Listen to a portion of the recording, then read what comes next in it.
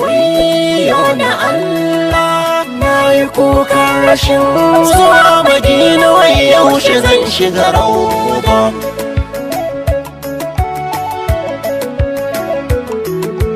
Rabbi ka kai mu Madina ta raudar Annabi biyo ibada. Rabbi ka kai mu Madina ta raudar Annabi biyo ibada. Shi lamarin Annabi ba a yi rarraka, karara ake bayyanawa a shaida. Yau zan yi batun waje mafi tsada a duniya, ba wajen da ya fi rauda.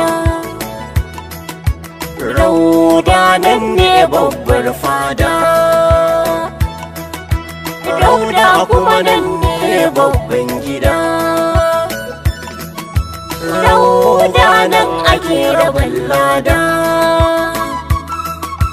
rauda ciki Annabi yake sujjada.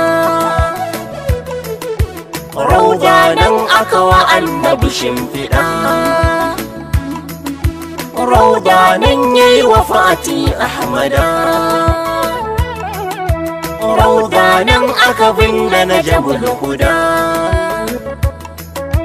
rauda nan ne kabarin Muhammada. Rauda aljanna ce Annabi ya faɗa. Ya Allah kai mu cikin rauda, a cikin rauda kusa da Annabi. Rabbi ka yarda mu yi ibada.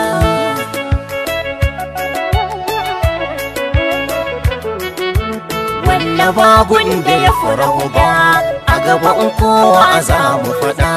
Rauda a ɗaki na Sayyida Aisha matar Muhammada, a ɗakin Annabi ya gida, ya yi barci har ya gyangyaɗa. Burina in ganna a rauda kusa da Ahmad Muhammada, da sai na gama suratu Ma'ida, karatun sallah zan yi sujjada.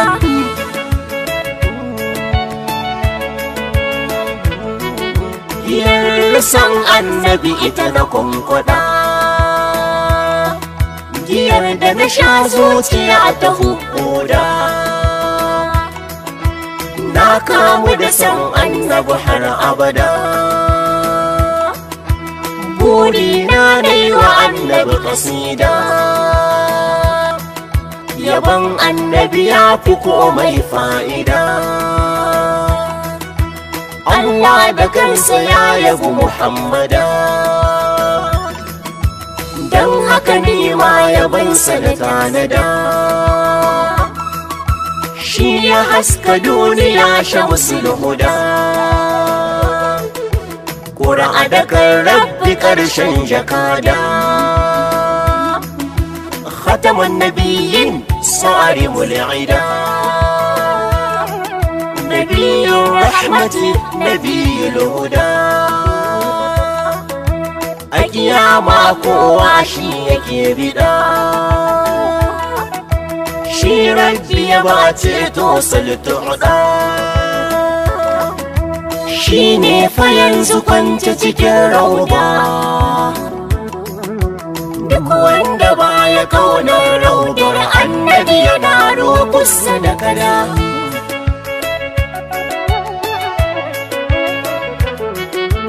Mata ku ji me za mu faɗa, ba a yayin mace mai rangwada. Kyau ko fari ba a bida, kawai rike Annabi Muhammada. Yanzu za ki zama uwar gida, miji ya kira ki da Sayyida. Riki san Annabi suki ji gida, gun maza a zaki tsada. Idan maza suka shaida, ba ki san Annabi za su baki takadda.